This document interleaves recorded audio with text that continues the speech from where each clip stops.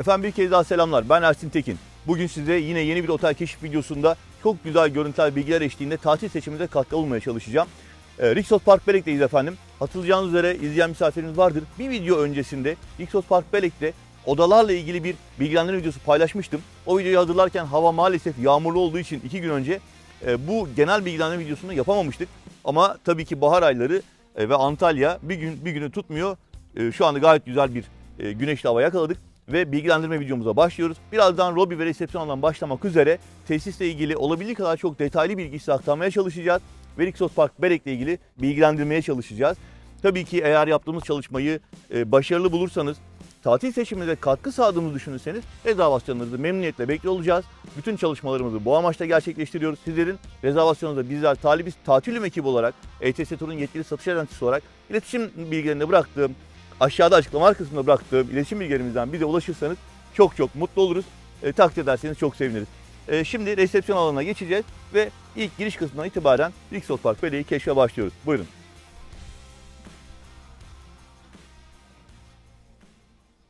Efendim Rixos Park Belek'te keşif turumuz başlıyor. Her zaman yaptığımız gibi lobi ve resepsiyon alanına geldik. Yani sizler ilk geldiğinizde karşılanacağınız ve karşılaşacağınız bölümle ilgili kısa görüntüler paylaşacağız. Tabi bu arada siz aracınızda geldiğinizde burada çok şık, yakışıklı vali arkadaşlarımız var, bellboy arkadaşlarımız var. Sizleri karşılıyorlar, aracınızı teslim alıyorlar, valizlerinizi alıyorlar ve otele girişinizi yapıyorsunuz. Buyurun. Ve Rixos Park Belek'e hoş geldiniz diyerek lobi alanından görüntüleri aktarmaya başlayalım. Günaydınlar, kolay gelsin. Teşekkür ederim. Tabii ki otele gelir gelmez bir hoş geldiniz kokteyli. Yoldan geldiniz, kan şekeriniz düşmüş olabilir. Burada güzel makaronlar, çikolatalar var, lokumlar var ve şampanyalar var. Detoks içecekler var. İkramınızı alıyorsunuz. Yine bir hoş bir karşılama. Yakışıklı arkadaşlarımız sizleri karşılıyorlar. Kolay gelsin. Kolay gelsin. Şimdi hemen bu bölgede belirtmem gerekiyor ki tesiste %90 oranında neredeyse, ben bunu tabii tahmin olarak söylüyorum, yenilikler yapıldı ve resepsiyon ve lobi alanında bu yeniliklerin yapıldığı alanlardan bir tanesi. Gördüğünüz gibi bu bölüm tamamen yenilenen dekoruyla, mobilyalarıyla, ışıklandırma sistemiyle misafirimizi karşılıyor. Otele geldiğinizde burada siz misafir ediliyorsunuz. Check-in işlemleriniz buradaki rahat koltuklarda yapılıyor ve geliş saatinize göre eğer odanız müsaitse odanıza geçebiliyorsunuz. Ya da eğer çok erken saatte geldiyseniz kahvaltınızı yapabilirsiniz. Biraz dinlenebilirsiniz. Hatta şöyle yapalım. Rixos Park Belek'e geldiğinizde ilk olarak ne yapmanız gerekiyor? Kapıdan girdiniz, check-in işlemleriniz yapıldı. Ben size şöyle bir hani tatile gelmişsiniz gibi senaryo yazacağım. Ben olsam önce lobi bara geçerim. Çok güzel bir terası var. Orada bir kahve içerim. Sonra biraz dinlendikten sonra da havuz alanını keşfetmek üzere yürüyüşe çıkarım. Hadi biz de öyle yapalım. Buyurun. Efendim giriş yaptıktan sonra lobi bar kısmına geldiğiniz zaman isterseniz iç alanda, isterseniz teras kısmında kahvenizi yudumlayabilirsiniz. Hemen kısa biraz görüntü aktarmaya çalışacağım size. Bir de şimdi lobi bar tabii 24 saat açık ve Rixos konseptinde bir içecek konsepti var. Hemen kısaca bilgi vermeye çalışalım. Buradaki kare kodu okuttuğunuz zaman, merak eden misafirimiz oluyor, yaklaştırıyorum. Açılan menüden konsepte dahil olarak birçok alkollü ve alkolsüz içeceği ve hatta birçok premium marka alkol içeceği alabiliyorsunuz. Tabii ki çok güzel çekirdek kahveden taze demlenmiş kahveler veya kapsül kahveler, Nespresso'lar söyleyebilirsiniz. Çayınızı içebilirsiniz. Markaları merak ettiğinizi biliyorum. Markalarla ilgili şöyle biraz yakından bir görüntü sunalım. En üst raftakiler hariç olmak üzere gördüğümüz tüm markalar konsepte dahil. Bunun yanı sıra meşrubat veya bira içmek isterseniz tamamı şişe olarak servis yapılıyor. Yani Beck's, Bomonti, Efes, Miller, bu tarafta Cola, Fanta, Sprite, Schweppes ve Red Bull. Red Bull dahil değil mi konsepte? Tabii. Kutu Red Bull da konsepte dahil. Absolutlerin her çeşidi var. Şimdi daha girer girmez böyle hani Ersin niye alkolden bahsediyorsun? Daha yeni başladık diyor ama şimdi lobi bar. Resepsiyondan girdik, lobi bara geldik ve otelin konseptiyle ilgili size fikir vermiş oldum. Şimdi buradan çok güzel bir teras var. İbrahim kardeşim seni yoracağım ama bu beyaz minderli terası göstermem gerekiyor benim. Beyaz minderli koltukların olduğu terası göstermem gerekiyor. Bali şemsiyeleriyle çok güzel dekore edilmiş. Rixos Park Belek'te biraz Ege esintileri var. Böyle özellikle dış alanlardaki teras kısımlarında. Burayı çok kısaca gösterdikten sonra isterseniz biz dışarıda yürüyüşümle devam edelim ve bu görüntüleri ben size sunmaya çalışayım. Buyurun. Şimdi lobi ve resepsiyon alanından lobi teras kısmının bir diğer bölümüne geçiyoruz. Hani az önce bahsetmiştim ya, böyle biraz bir Ege atmosferi, Ege tasarımı, Ege dekoru var. İşte burada ilk çıktığımız zaman gözlemleyeceğimiz manzara bence bunu biraz ifade ediyor. Aslında İbrahim, aşağı inmeden önce şurada bir tane küçük lounge alanı var. Orayı da göstermek istiyorum size. Tekrar hemen içeri girelim. Kusura bakmayın, direkt hani hava da güzel olunca bir an önce dışarı çıkmak istedim ama şu alanı göstermek istiyorum size. Şimdi burası küçük bir aslında English pub tarzında ve hani maç izleyebileceğiniz, güzel sohbetler yapabileceğiniz, güzel deri koltuklar eşliğinde bir de barı var. Burada çaylar, kahveler ve alkolsüz sunumlar da yapılıyor tabii isterseniz. Yani sadece alkollerden bahsetmek de çok şey değildi. Yine alkole dalmak istemiyorum. Ama bir English pub tarzında çok da güzel bir manzarası var. Yazın sıcak havada, serin bir atmosferde böyle rahat koltuklarda oturmak isterseniz burayı kullanabilirsiniz. Panoramik bir şekilde ana havuzu görüyor. Sizler de hemen şöyle biraz daha görüntü aktaralım. Bence otelin kapalı alan olarak en keyifli noktalarından bir tanesi burası. Şimdi burayı da gösterdikten sonra artık yavaş yavaş dışarı çıkabiliriz. Hemen devam ediyoruz. Efendim, yukarıdayken bahsetmiştim.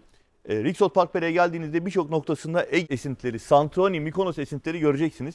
O köşelerden bir tanesi. Hemen lobinin alt katındayız. Lobi terasından aşağı indiğiniz zaman bu alanları da dinlenmek için kullanabilirsiniz. Oldukça şık ve keyifli. Yine otelin dış alanları çok büyük oranda, neredeyse tamamı diyebileceğimiz oranda yenilenmiş durumda. Şöyle yavaş yavaş havuza yaklaşıyoruz. Bulunduğumuz bölgede bir tarafımızda market var. Biraz ilerlediğimiz zaman Rixi Club'ı bilirsiniz, çocuklar için çok önemli bir alandır orası. Aslında Rixi Club bu bölümde değil ama 0-3 yaş bebekler için bir uyku ve bakım odası var. Bu çok önemli çünkü havuz etrafında dinlenen misafirler, yetişkin misafirler için bebeklerini çok rahatlıkla uyutabilir ve bakımını yapabilirler orada. Bu tarafta yine küçük dükkanların, mağazaların olduğu şık bir alan var. Begonvillerle beyaz badanalı böyle hoş bir dekor yapılmış. Şimdi ana binayı, resepsiyon binasını bana göre karşımdayken arkama alıyorum ve sahile doğru yürüyüşüme devam ediyorum. Şimdi efendim hemen birkaç adımda havuz bölgesine geldik. Bu arada tesisin ne kadar kompakt bir yapıya sahip olduğu, ne kadar kolay bir kullanım yapısına sahip olduğunu herhalde ifade etmiş olduk. Resepsiyondan buraya direkt yürüseniz maksimum 1 dakika, hatta 1 dakika bile belki sürmeyecektir. Havuz alanına ulaşıyorsunuz. Zaten sahile çok yakın. Şimdi bu alanda az önce bahsettiğim Rixi Kids Club'ın bebek uyku odasını ve bakım odasını göstermek istiyoruz. Tekrar diyorum, özellikle havuz ve sahilde tatiline devam eden misafirimiz için burası minik misafirler için, bebekler için mutlaka onları rahat ettirecek bir nokta. Hem oyuncakları var, hem uykuları geldiğinde burada çok sevimli yatakları var. Bu sevimli yatakları biraz daha yaklaşarak gösterelim ne kadar titizlikle hazırlandığını, tertemiz bir halde. Tabii annelerimiz de rahat koltuklarda oturarak onların karnını doyurabilirler veya onlar uyurken burada kitap okuyabilirsiniz, dinlenebilirsiniz. Yine çok küçük bebekler için burada oyuncaklı koltuklar da var. Bir de, günaydın, kolay gelsin. Bir de burada mama hazırlamak isterseniz mini bir mutfak var. Yine ekip arkadaşlarımız size bu konuda yardımcı oluyorlar. Eğer isterseniz mamaları kendiniz hazırlayabilirsiniz. İsterseniz de hani özel bir mama tercihiniz vesaire varsa buradaki olanaklar dahilinde ekip arkadaşlarımız size yardımcı oluyorlar. Şimdi Rixi Kids Club'ın 0-3 yaş bebekler için olan bölümünden çıkıp tekrar şöyle bir güzel havaya merhaba diyoruz. Havuzdan bahsedeceğiz.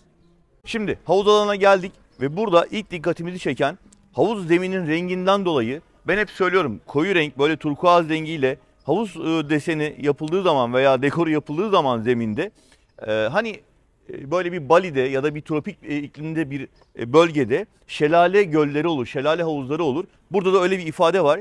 Gerçekten çok güzel, dekoratif bir havuz. Etrafı ahşapla kaplı ve şezlonglara dikkatini çekerim. Hepsi yatak minderli şezlonglar. Yani konfor seviyesi çok yüksek, rahatlık seviyesi çok yüksek. Ve tekrar ediyorum, burada hani böyle biraz daha Ege atmosferini yansıtan bir havuz dekoru olmuş. Şimdi bunları tamamlayan bir nokta var burada. Birkaç adım arkamda. Yine Rixos Park Belediye'nin keyif noktalarından bir tanesi Peoples'tan bahsedeceğim size. Ve efendim Rixos Park Belediye'de bana göre tesisin en favori keyif noktalarından bir tanesi olan Peoples'a geldik. Şimdi resepsiyondan çıktık, çok kısa yürüdük, havuz alanındayız. Havuza giriyorsunuz, denize giriyorsunuz, acıktınız ve bir şeyler yemek istediniz. Ve bununla ilgili bir saat sınırda olsun istemiyorsunuz. Yani 7/24 açık olan, günün her saati size buradaki kare kodu okuttuğunuzda açılan menüden alakart olarak ve ücretsiz olarak menüler sunan, neredeyse fine dining konseptine diyebileceğim titizlikle hazırlanmış bir o kadar da yine hani en baştan beri söylüyorum ya, böyle bir Yunan adaları atmosferinde neredeyse sunum yapılan Peoples'tayız. Günaydınlar, kolay gelsin. Şimdi Peoples'ta neler oluyor anlatayım ben size. Gün içerisinde burada bir kere çok hoş müzikler eşliğinde öncelikle arkadaşlarımız size yine premium marka içeceklerden veya otele ait formüllerle reçetelerde yapılan kokteyllerden sunabiliyorlar. Aynı zamanda işte hamburgerler, pizzalar, ızgara çeşitleri, tatlı çeşitleri de burada menünün içerisinde sizlere sunuluyor. Bakın ne kadar keyifli bir ortam. Biz sabah saatlerine geldik tabii, misafirler hani daha gelmeye başlamadan. Efendim bu açıdan yürüdüğümüz noktayı bir daha göstermek istedim. Çok yakın, birkaç adımda sahile kadar geldik. Şimdi burada benim sizden bir ricam var. Rixos Park Bey ile ilgili bilgilendirmemiz devam ediyor. Bundan önceki videomuzda odalarla ilgili detaylı video vardı. Lütfen oteli beğendiyseniz ve rezervasyon yapmaya karar verdiyseniz Tatil.com ekibine ulaşmayı ihmal etmeyiniz. Bizim bütün çalışmalarımız aslında bu amaçla yapılıyor. Hani bir YouTuber mantığında, bir influencer mantığında değiliz. Biz bir turizm acentesiyiz. Ve ETS Tur'un yetkili satış acentesi olarak Rixos Park Bey'i size doğru şekilde anlatarak rezervasyonlarınızı beklentiniz doğrusunda yaptırarak biz de hani bir ticari işletme olarak hayatımızı devam ettiriyoruz. Elbette fiyatlarımızda internetten veya çağrı merkezinde hiçbir fark yoktur. Bize bir ekstra ücret ödemenize gerek yoktur. Bu yaptığımız çalışmayı takdir ederseniz biz de rezervasyonunuzu memnuniyetle bekliyor olacağız. Şimdi bu güzel görüntünün eşliğinde sahile doğru dönelim. Bakın sadece birkaç adımda çimlerin üstüne çıkıyorum ve bu defada artık deniz seven misafirlerin noktası başlıyor, keyif alanı başlıyor. Yavaş yavaş şöyle bir ilerleyelim. Yeşil çimler üzerine çıktık. Hep futbolcu olmayı hayal etmiştim ama otellerin çimlerinde gezmek kısmet oldu. Şu anda Rixos Park Bay'de sahil kısmındayız. Son derece titizlikle hazırlanmış şezlongların olduğu bölümdeyiz. Havuza sadece tahmin ediyorum bir 20-25 metre mesafedeyiz. Otelin ne kadar kompakt bir yapıya sahip olduğunu, resepsiyondan buraya yürüyüş mesafesi maksimum 2 dakika olarak söylersem daha önce ifade etmiş olurum. Sahile geldik. Şimdi sahil bölümündeki hizmet alanlarını göstereceğim size. Hem kumlar üzerinde hem de çimler üzerinde gördüğünüz gibi şezlonglar var sizleri bekleyen. Hemen yürüyerek şöyle bir 30-40 saniye mesafede Peoples var. Yani burada güneşlenirken veya işte deniz keyfi yaparken bir şeyler yemek istediğinizde üstünüzde şortunuzda, terliğinizde Peoples'a geçebilirsiniz. Yine sabah saatlerinde bakın burada bir outdoor spor alanı var. Yani yoga, sabah jimnastiği vesaire burada yapılıyor. Arkasında beach voley alanı var ve az önce bahsettiğim Peoples'a rakip olabilecek bir keyif alanı hemen benim sağ tarafımda, sevgili sol tarafta Rixos Park Bey'in Beach Lounge alanı var. Birazdan oraya da geçeceğiz. Özellikle akşamları canlı müzik programlarının yapıldığı, yine çok özel kokteyllerin sunulduğu, premium market şeklinde sunulduğu bir alan orası. Ve burası da plaj bölümü. İsterseniz kumsala kadar yürüyelim. Her zaman yaptığımız gibi kum durumunu, zemin durumunu da yakından gösterelim. Efendim Rixos Park Bey'de sahile geldik. Hemen şezlongların ön tarafındayız. Ve zemin durumunu göstermek istiyoruz. Minik çakılların bulunduğu ama çoğunlukla kum diyebileceğimiz zemin yapısı var. Şimdi Belek'te tatil yapan misafirler buranın denizinin karakteristik yapısını zaten biliyorlardır. Birden derinleşmiyor ama sığ olduğunu söylemek de doğru olmaz. Yani yürüyerek şöyle bir herhalde 8-10 metre yürüyebilirsiniz, gidebilirsiniz. Sonra yavaş yavaş artık derinleşiyor, boyu geçiyor. Otelde bir iskele mevcut değil. Ancak şezlongların ne kadar yakın olduğunu, denize çok birkaç adım mesafede olduğunu tekrar gösterelim. Mavi bayraklı, biyolojik değerlere sahip, bütün Antalya sahillerinde olduğu gibi hani Belek'le ilgili deniz yorumu yapılırken genelde ya Belek'te deniz güzel değil deniliyor. Ancak şunu söylemek lazım ki burada zemin yapısından dolayı deniz rengi evet bir Bodrum'daki kadar masmavi görünmüyor. Ancak kesinlikle kirli bir deniz değil. Biyolojik olarak ölçümleri her zaman yapılan ve uluslararası standartlarda çok rahatlıkla kullanabileceğiniz temizliğe sahip denizlerdir. Bunu ben Rixos Park Belek için söylemiyorum. Bütün Belek sahilindeki oteller için söylüyorum. Keyifle kullanabilirsiniz. Şimdi buradan da az önce bahsetmiştim. Beach Lounge alanına gideceğiz. Yani biraz daha böyle hani denize girdiniz çıktınız ya biraz müzik dinleyelim, bir şeyler içelim dediğinizde hemen şöyle 50 metre mesafede Beach Lounge var. Oraya doğru yürüyorum. Sahilden biraz yürüyünce Beach Lounge alanına geldik. Şimdi burası özellikle öğleden itibaren çok daha böyle hareketli, canlı, özellikle akşam saatlerinde eğlence programlarının yapıldığı, bazı akşamlar canlı müzik, bazı akşamlar DJ performansla yine böyle bir Santorini atmosferinde eğlenebileceğiniz, müzik dinleyebileceğiniz ve çok güzel kokteyller içebileceğiniz ki muazzam bir barı var. Çok da usta, profesyonel barmen arkadaşlar var. Bu rahat koltukları hem bistro koltuklar, sandalyeler hem de rahat koltukları gösterelim ve isterseniz şöyle bara doğru ilerleyerek bar konseptiyle ilgili size biraz bilgi verelim. Şimdi bar bölümüne geçmeden önce Beach Lounge'ın manzarasını göstermek istedim. Buradayken tamamen denizle iç içesiniz. Muazzam bir deniz manzarası var. Ve bu manzaraya hakim çok rahat koltuklar var. Bir kez daha söylemek istiyorum. Bir de böyle çok böyle egzotik, tropik yerlerde bulunan barlara benzer bir bar yapmışlar. Çok beğendim. Tabii ki Rixos kalitesinde premium marka içeceklerin birçoğu konsepti dahil. Arkadaşlar kolay gelsin. Teşekkürler. Halil ve Ali kolay gelsin arkadaşlar. Şimdi sabah daha tabii erken saatler. Bu bölüm özellikle öğleden itibaren hareketleniyor, canlanıyor demiştim. Yaklaşık şöyle 150 metre mesafedeki People's açık. Orada 7-24 zaten hizmet alabiliyorsunuz. Lobby bar 24 saat açık hizmet alabiliyorsunuz. Burası Halil kaçta açılıyor? 10'da efendim. Saat 10'da. Saat 10'a az kaldı ya. Ve şöyle bir hani markaları yukarıda saymıştım ama bakın Black Label'dan GB serisine, Chivas'lardan yine Absolut'lere kadar şişe olarak alabileceğiniz birçok marka bira veya meşrubat çeşitleri var. Bu arada gözüme çarptı. Alkolsüz bira da var değil mi? Evet. Alkolsüz bira da var. Çok önemli. Devam edelim. Ya illa her şeyi alkole bağlamayalım. Meşrubatları gördüm. Bir de ben Guinness mi gördüm orada? Görmedim. Guinness'i görmemişiz. Sil orayı. Tamam. Evet. Şimdi buradaki hazırlıklar devam ederken biz de birazdan ya henüz bar açılmadı ama Jimbali ısındıysa bize belki bir kahve ısmarlarsınız Halil ya. Teşekkürler. Birazdan burada mola vereceğiz. Bir kahve içeceğiz. Sonra ana binanın arka tarafında odalar videomuzda izleyen misafirlerimiz hatırlarlar. Orient bölümü var. Orient bölümüne gideceğiz. Ve orada da tabii çok güzel donanımlar var. Rixi Club var. Alakart restoran var ve odaların ambiyansını göstereceğiz. Şimdi ama bu ortamda böyle biraz sessiz dalga seslerini yakalamışken birer kahve içmek istiyoruz. Kahve kokusunu size göndereceğiz. Sizler de geldiğiniz zaman bizim yerimizde burada bir kahve içersiniz ve bizi anlarsınız.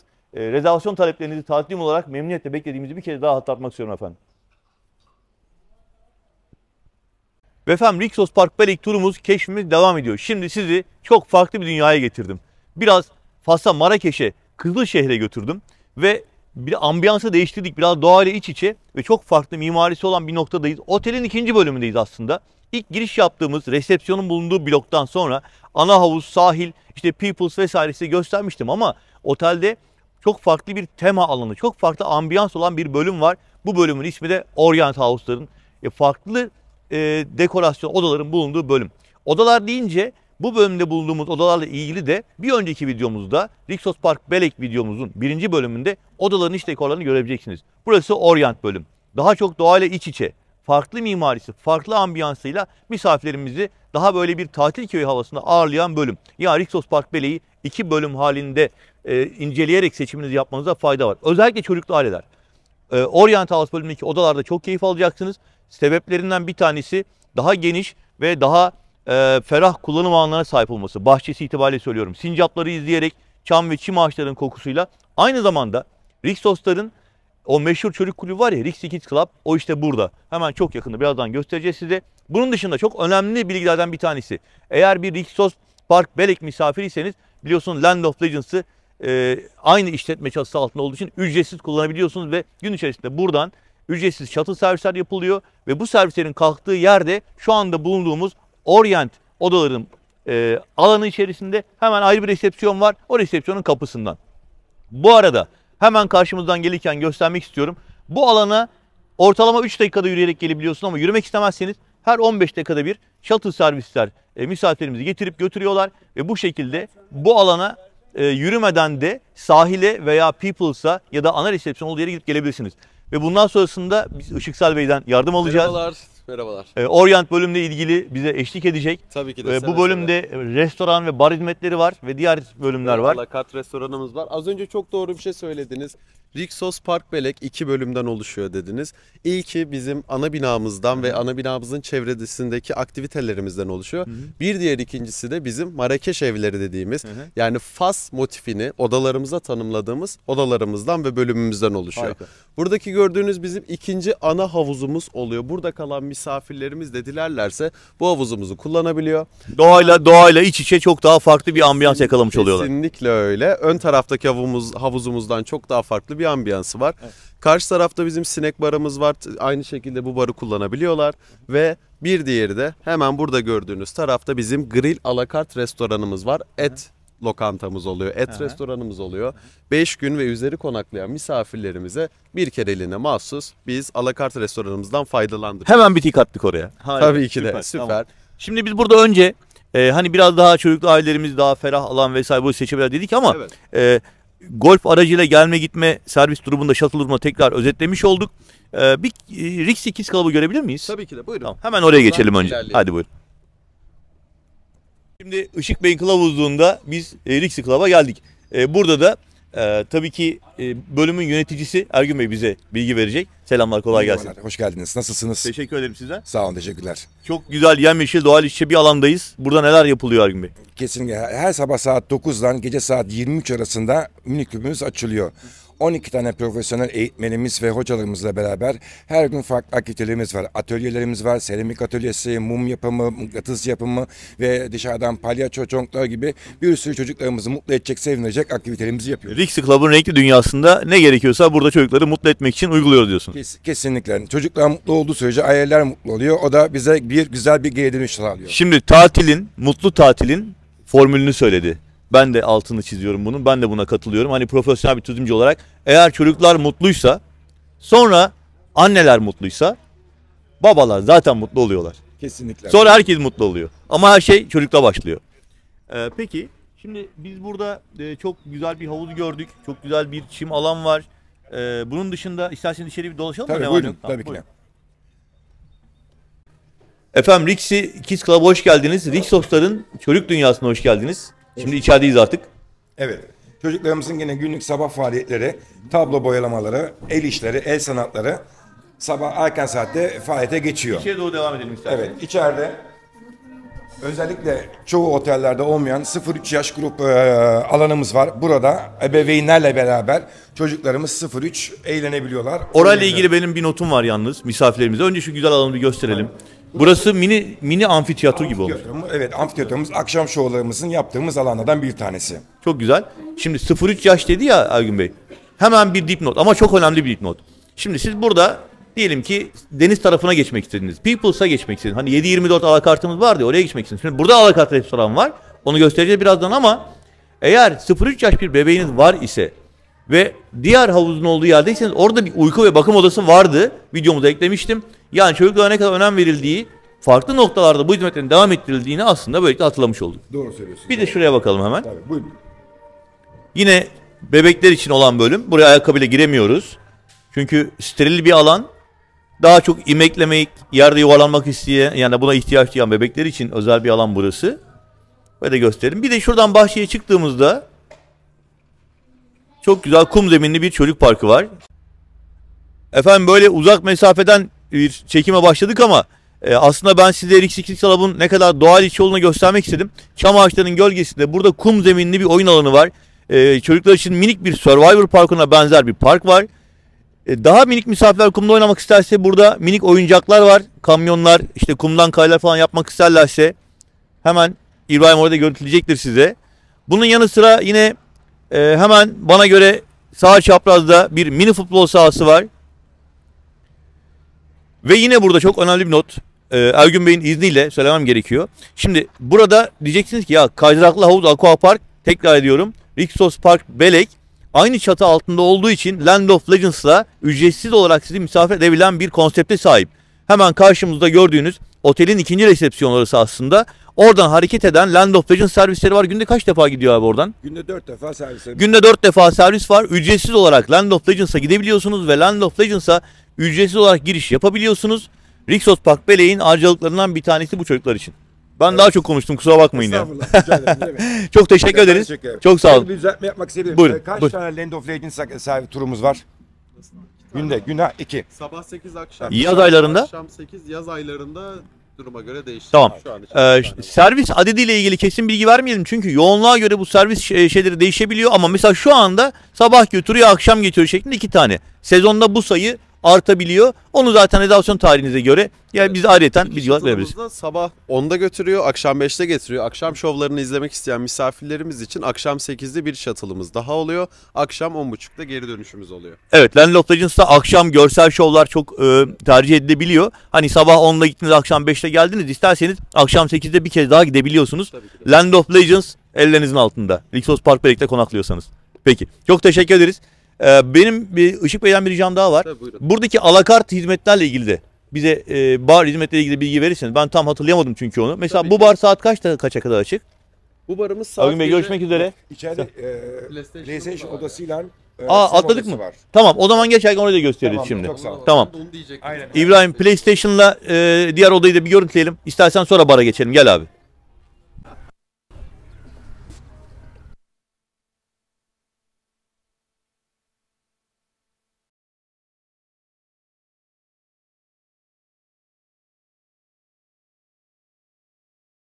Tamam, Orient bölümde hemen havuzun yanı başındayız. Arkamızda Rixi Club var. Burada bir bar var.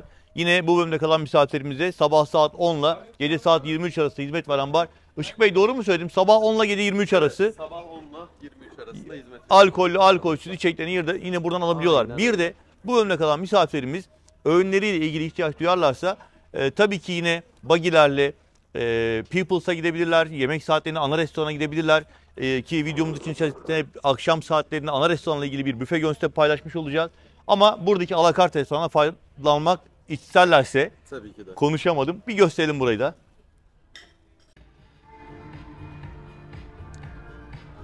Efendim Orient bölümünde konaklayan misafirlerimiz çocuklar Rixi Club'dayken, kendileri de havuzdayken acıkırlarsa hemen yanı başlarında böyle bir çok geniş güzel menüsü olan The Grill Snack Restoran var. Buraya gelebilirler. Şimdi burada gün içerisinde 12'den 4'e kadar 12'den 4'e kadar doğrudur. snack menüler alabiliyorlar. Yani çorba, hamburger, pizza, makarna veya bazı tatlı çeşitlerini burada sipariş verebiliyorlar ve ücretsiz olarak bundan faydalanabiliyorlar. Tabii ki salatalar var ve buna göre seçimlerini yapabiliyorlar. Akşam saatlerinde de burası grill alakartı olarak az önce Işık Bey bahsetmişti. 5 gece ve üzeri kalan misafirlerimize bir defa ücretsiz olmak üzere buradaki restoranda alakart olarak et menüler. Yani Evet. şöyle baktığımızda hemen kısaca onunla da ilgili bilgi vereyim size. Yardımcı olayım. Evet. Ana yemeklerden, Dallas steaklerden bahsedeceğim, New York steaklerden bahsedeceğim, Steakleriyle ribeylerden, ünlüdür zaten burası. evet, steakleriyle. kuzu kafesten bahsedeceğim. Ama tekrar ediyorum, akşam saat 7 itibariyle başlayan alakart hizmetler normalde ekstra ücretli, servis ücreti var, küver ücreti var. 5 gece ve üzeri olursa bir defa ücretsiz. Gündüz saatlerinde burası pizzalar, makarnalar, hamburgerler misafirlere sunuluyor. Doğru özetledik galiba. Doğrudur. 12'ye 4'e kadar aynı 4'e People's kadar. Bar gibi düşünebilirsiniz. Harika. burada. Peki. Sinek ürünlerimiz mevcut. Çok teşekkürler. Ben teşekkür Yavaş ederim. yavaş Ben vedalaşacağız size- artık. Tamamdır. Görüşmek üzere. Ben teşekkür Çok ederim. sağ olun. Ayaklarınıza sağlık. Ve efendim Rixos Park Belek'te akşam yemeği zamanı Turkuaz isimli ana restorana geldik. Kahvaltı öğle ve akşam yemekleri Turkuaz isimli ana restoranda açık büfe olarak sunulmakta. Ben de birazdan size bir akşam yemeği menüsüyle ilgili görüntüler sunarak fikir vermeye çalışacağım. Hem açık büfedeki menüler, sunumlar hem de oturma alanlarıyla ilgili görüntüler sizlere bu anlamda fikir verecektir diye düşünüyorum.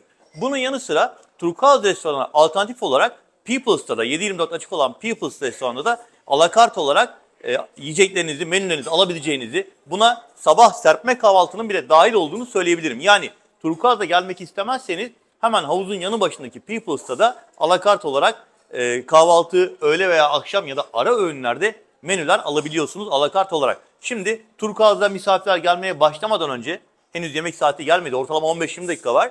Biz içeride görüntülerimizi alacağız ve sizleri bilgilendirmiş olacağız. Hadi başlayalım.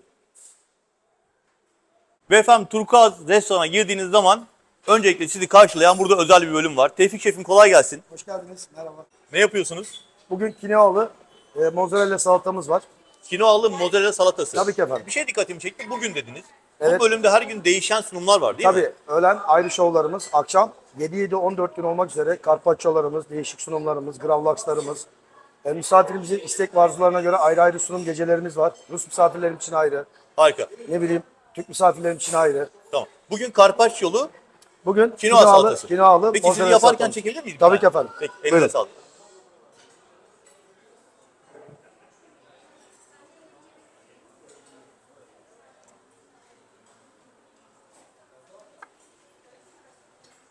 Kinoalı salata yaparken çilek de kullandık.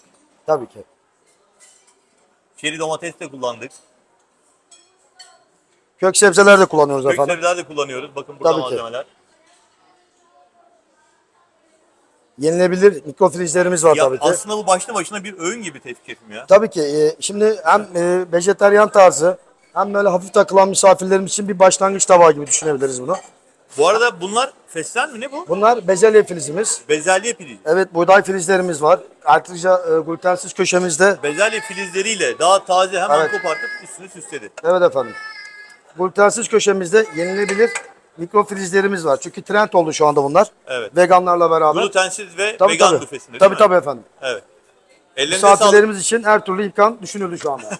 Kolay gelsin. Tebrik Teşekkür ederim. ediyorum. Ellerinize Hoş sağlık. geldiniz. Sağ olun. Biz devam ediyoruz. Tabii ki. Afiyet olsun. Evet. Bu şekilde karşılanıyorsunuz ve daha sonra büfeyi gezmeye, seçimlerinizi yapmaya başlayabilirsiniz. Hemen sol tarafında fırın bölümü var. Ve burada pizzalar, pideler sizleri bekliyor. Hemen onun karşısında çok çeşitli peynirlerin bulunduğu peynir büfesi var. Roquefort dahi var ki yemekte, akşam yemeğinde böyle bir hani şarap tabağı yapmak isterseniz peynirler ve hemen akabinde zeytinyağlılar ve soğuk mezeler güzel bir alternatif olacaktır. Burada dikkatinizi çekti mi bilmiyorum. Menülerin, yemeklerin üst taraflarında sunulan menülerin şeyleri var. Karbonhidrat, protein ve yağ değerleri var.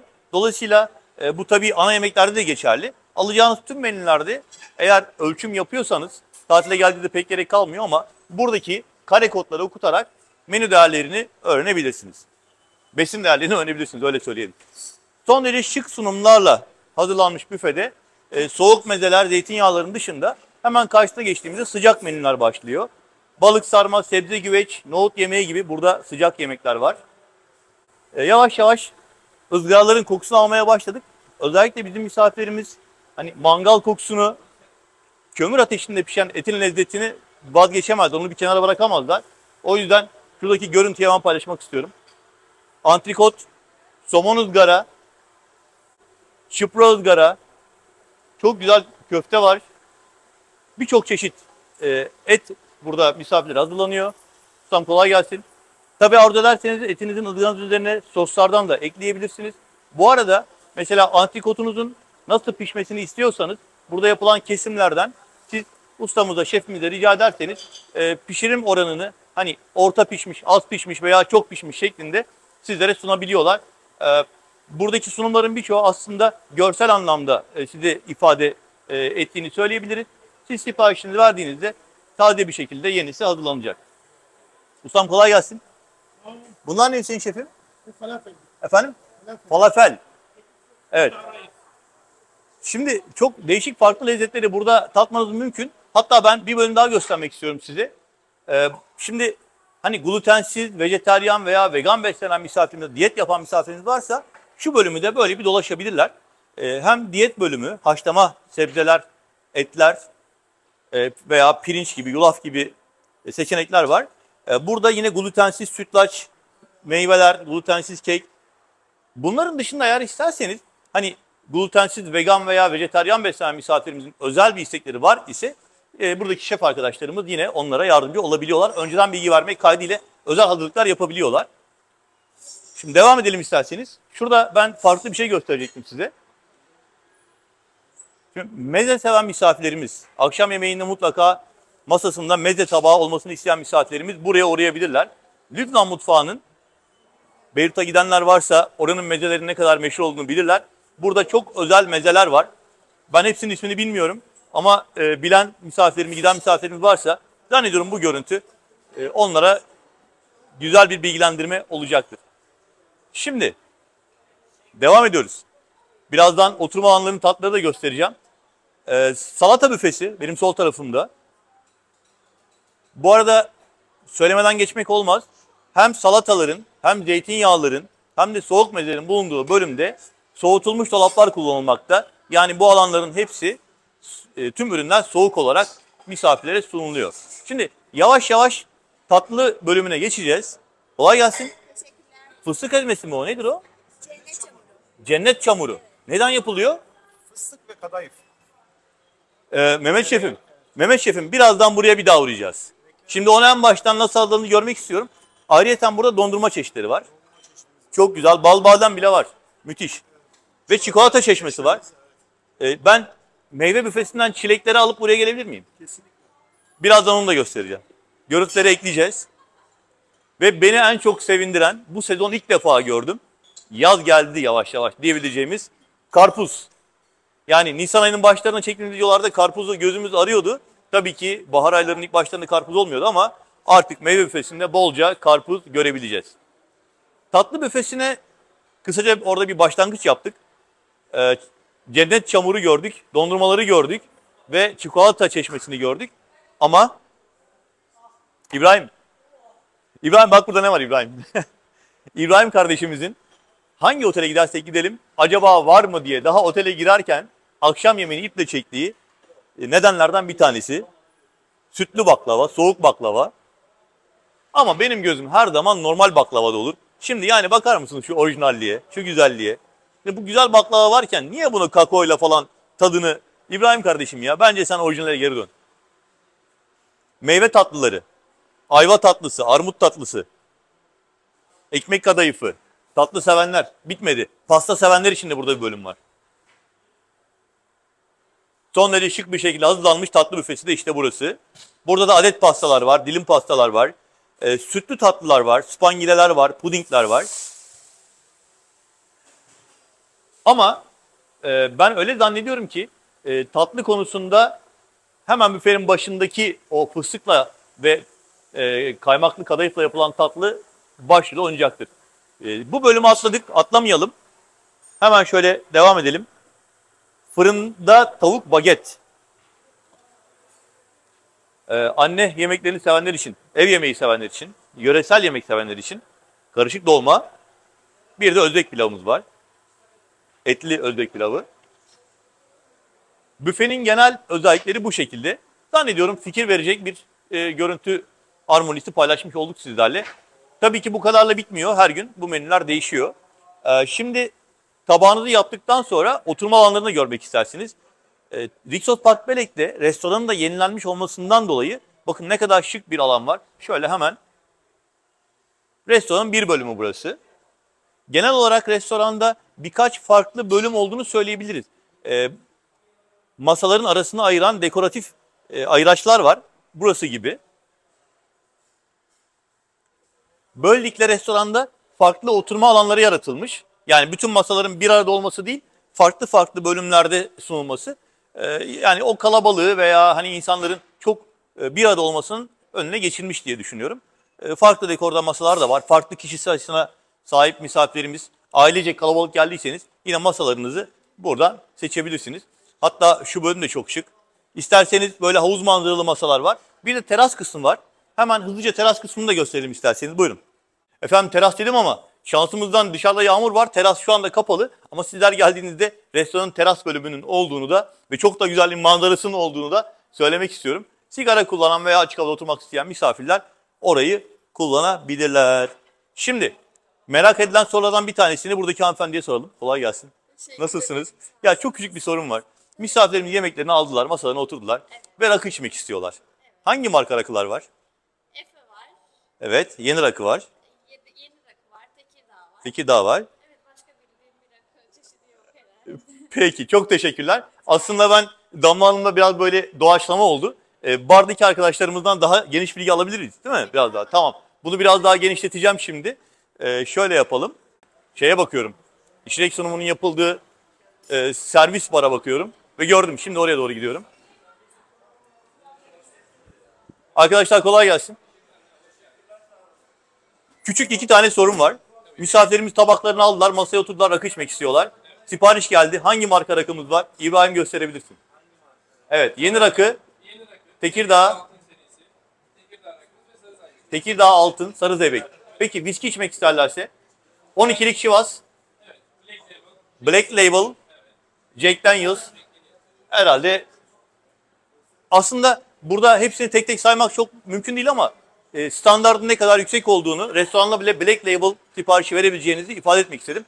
Bu arada meşrubat içmek istediğinizde şişe servis yapılıyor. Yani kola, Fanta, Sprite ya da Schweppes isterseniz bunları şişeyle servis alabiliyorsunuz. Efendim? Süper. Tamam.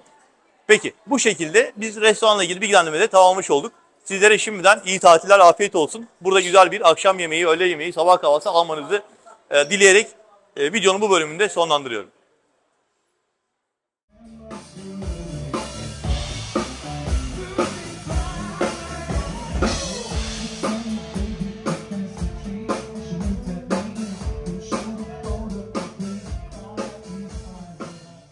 Rixos Park Belek'te ana resepsiyonun bulunduğu blokta şu anda 2 tane çok önemli noktadan bahsedeceğiz. Tatile geldiğiniz zaman olmazsa olmazlardan birisi Anjana Spa. Rixos'ların o meşhur spa konsepti burada da var tabii ki. Ancak Anjana'ya girmeden önce ben size Exclusive Sports Club'tan biraz bahsetmek istiyorum. Özellikle düzenli spor yapan misafirlerimiz antrenmanlarını aksatmak istemiyorlarsa tamamen yeni, şu anda sıfır bütün aletler ve Teknogym marka. Teknogym ile ilgili artık bu konunun uzmanı misafirlerimiz biliyorlardır.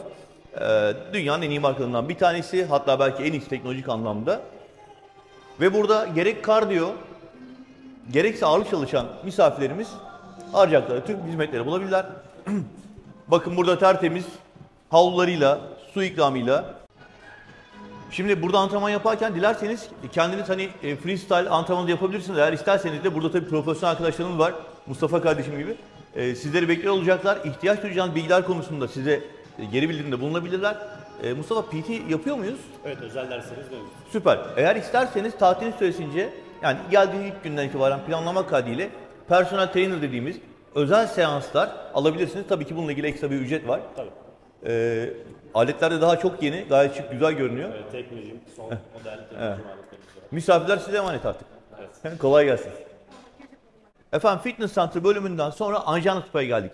Rixos markasını bilen, tanıyan misafirlerimiz, Rixos'ta tatil yapmış olan misafirlerimiz Anjana markasını tanıyacaklardır. Çünkü Anjana Rixos'ların kendilerine özel spa konseptiyle hizmet veren bir bölüm. Hatta odalardaki buklet malzemeleri de hani şampuanlar, saç kremleri, losyonlar falan var ya, bunların da hepsi Anjana markasıyla misafirlere sunuluyor. Dolayısıyla tek elden yüksek standartta kaliteli bir servisle misafirler hem oda bukletlerinde hem de spa merkezinde Anjana markasını görecekler. İsterseniz keşfe başlayalım. Efendim şimdi Anjana Spa'ya giriş yaptık. Tatile geldiğiniz zaman relax olmak, dinlenmek tatilin bence en önemli parçalarından bir tanesi. Ve buraya geldiğiniz zaman Nilgün Hanım da sizi karşılayacak ve size alacağınız hizmetlerle ilgili kısa bir bilgi verecek. Ama bugün biraz yoracağız sizi. Zevkle. Zevkle. Birazdan Nilgün Hanım'la beraber Anjana Spa'nın tüm hizmet noktalarını dolaşacağız ve bu işin meraklısı misafirlerine bilgi vermeye çalışacağız. Nilgün Hanım, önce sizden bir genel bilgi alalım. Tabii Rixos Anjana Spa'mız spa'nın ötesinde bir hizmet vermeyi düşünüyoruz. Buraya geldiklerinde sanki bir spa değil de spa'nın dışında güzellik kampına gelmiş bir zihniyetle yapıyoruz. O yüzden her bölümde, her şeyde çok özel detaylarımız var. Bu özel detaylarımı size anlatırken ne demek istediğimi anlayacaksınız. Peki o zaman biz konuşmakla beraber Anjana Spa'daki görüntülerle size aslında bilgi vermeye çalışalım ve turumuza başlayalım, olur mu? Çok sevinirim. Hadi buyurun. Buyurun. Efendim Nilgün Hanım'la Anjana Spa turumuza başladık.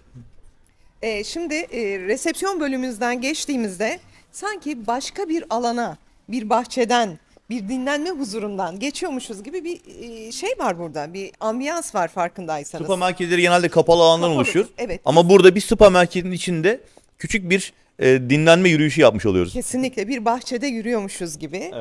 Evet. Sanki daha böyle bir huzurlu bir ortama geçiş yapıyoruz. Burası tea lounge'ımız. Tea lounge'ımızda çok özel çaylar var. Bu çaylarımız kişinin bedenini, ruhunu rahatlatabilecek çaylar. Ve bu çaylarda özel bir sunum yapıyoruz. Dünyanın en güzel çayları burada birikmiş. Diyelim ki Hindistan'ın özel çayı, Afrika'daki en güzel çaylar. Dünyadaki hangi çay çok meşhursa burada harmanlanmış ve sizin bedeninizi, ruhunuzu dinlendirecek çay armonisine gelmiş. Şöyle bir sunumumuz var.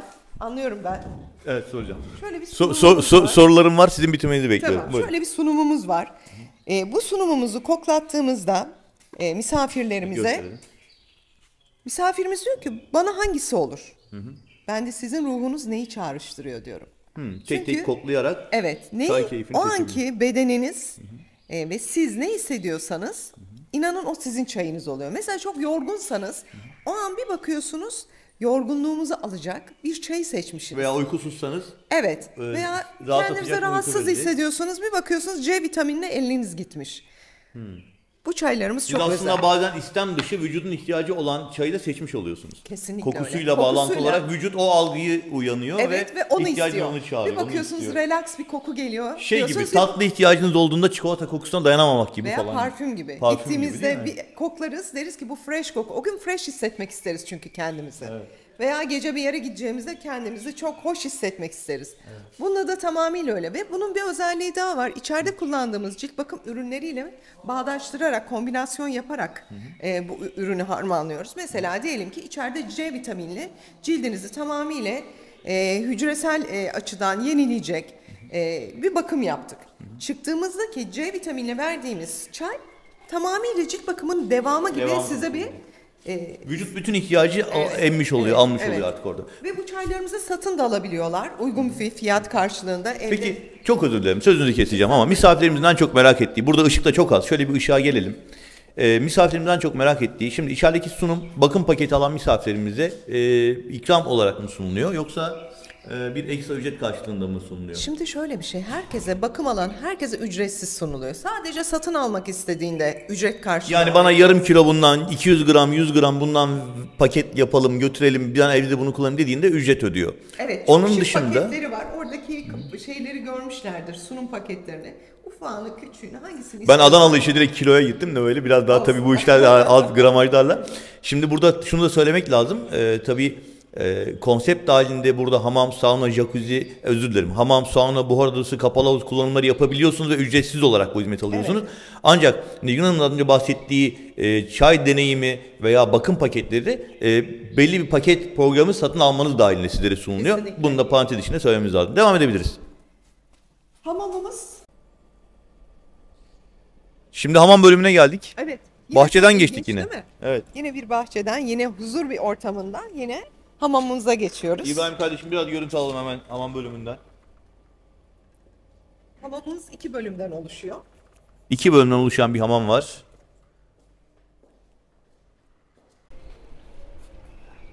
Efendim fitness salonu, Anjana Spa ve hemen onların yanı başında bir de kapalı havuz var. Şimdi içeride misafir olduğu için ben içeriye girmek yerine şu dışarıdan göstermek istedim.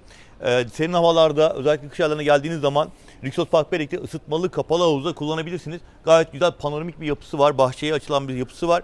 Bu arada hemen benim sağ tarafımda, size göre sol tarafta da bir spa ne diyelim rahatlama havuzu var. Burası ısıtmalı değil. İçerideki havuz ısıtmalı. Yani siz hamam, sauna, buhar odası vesaire keyif yaptıktan sonra isterseniz şok havuzu niteliğinde burayı da kullanabilirsiniz. Tekrar turumuza devam ediyoruz.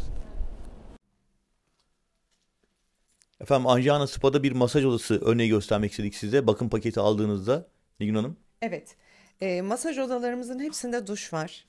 Bütün özel bakımlarımız yapılabiliyor. Anjana Spa'ya özel ritüellerimiz var. Yine gelenekslerin dışında cildinizin, vücudunuzun ne ihtiyacı varsa masaj çeşitlerimiz, profesyonel çalışan arkadaşlarımızla Uzakta olan gelen arkadaşlarımla. her şekilde cildinize, vücudunuzu, sizin neye ihtiyacınız varsa bedensel olarak burada yapılabiliyor. Evet.